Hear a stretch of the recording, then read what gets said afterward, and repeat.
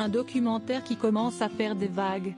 Béatrice Borromeo, journaliste et épouse de Pierre Casiraghi, a réalisé et produit un documentaire pour Netflix intitulé Dans l'ombre du trône, mis en ligne ce 4 juillet 2023 et centré sur Victor Emmanuel de Savoie, fils du dernier roi d'Italie.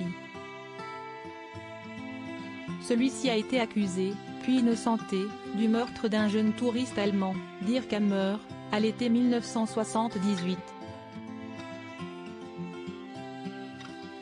Pour donner la parole à tous les protagonistes, la jeune femme a courageusement contacté la famille de Savoie. Emmanuel Philibert de Savoie, fils de celui autour de qui tourne la série, a accepté de témoigner, tout comme son père. Ce 6 juillet, il s'est fendu d'un communiqué en s'insurgeant que la décision des juges soit remise en question depuis la sortie du film.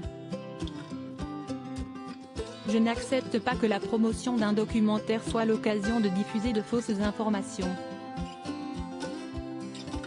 En Italie, comme en France, la sortie des 3 épisodes a redonné un coup de projecteur à ce fait divers oublié. Même si Béatrice Borromeo s'est échinée à donner la parole aux principaux protagonistes en relatant les faits, la famille du jeune Dirk Hammer, qui a toujours cru en la culpabilité du père d'Emmanuel Philibert de Savoie, a suscité beaucoup d'empathie. Celui-ci défend rageusement son père dans le communiqué qu'il a diffusé sur Twitter, non pas contre la série Netflix, mais contre ceux qui remettent en question son innocence. Clotilde Courreau, Emmanuel Philibert de Savoie et leur fille, une famille princière pas comme les autres. Emmanuel Philibert de Savoie rappelle que son père est innocent. Je suis malheureusement contraint, avec souffrance, de revenir sur des événements qui ont été clarifiés et pour lesquels justice a été rendue il y a de nombreuses années, écrit-il avant d'expliquer que son père âgé de 86 ans, est trop souffrant pour se défendre. Le mari de Clotilde Courreau explique également que son père a ouvert son cœur pour cette série des chrétiens et qu'il mérite que son innocence soit respectée.